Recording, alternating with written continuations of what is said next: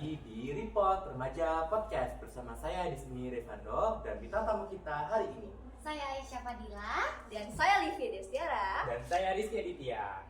Terima kasih karena sudah menyempatkan waktu untuk datang pada hari ini ya teman-teman. Mari kita beri tepuk tangan terlebih dahulu.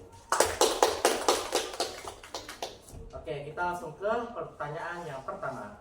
Untuk Aisyah, menurutmu kenapa penting bagi kita sebagai siswa untuk tahu tentang organ reproduksi kita?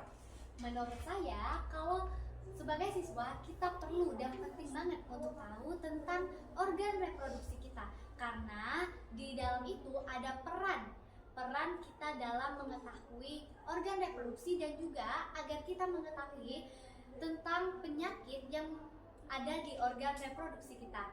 Dan maka itu kita harus menghindari, dengan adanya edukasi maka kita dapat menghindari penyakit-penyakit yang ada di dalam organ reproduksi kita. Untuk Livia, selain mandi dan mengganti pakaian dalam, adakah cara lain yang bisa kita lakukan untuk menjaga kebersihan organ reproduksi? Oke, pastinya ada dong. Aku punya 3 tips nih.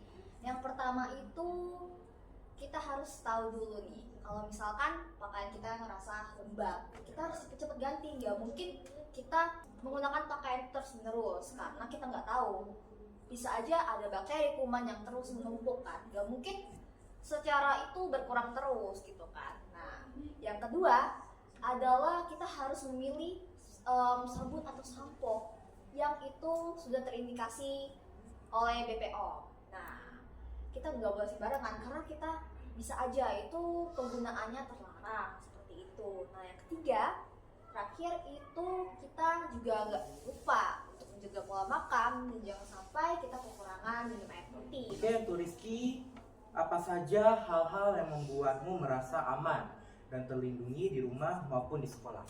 Hal yang membuat saya merasa nyaman di sekolah maupun di rumah itu karena orang tua saya sendiri. Karena orang tua saya membiarkan saya untuk terbuka kepada mereka. Mereka membiarkan saya untuk bercerita hal-hal apapun yang bisa membuat saya nyaman. Dan terutama itu pendidikan tentang reproduksi dan seksual.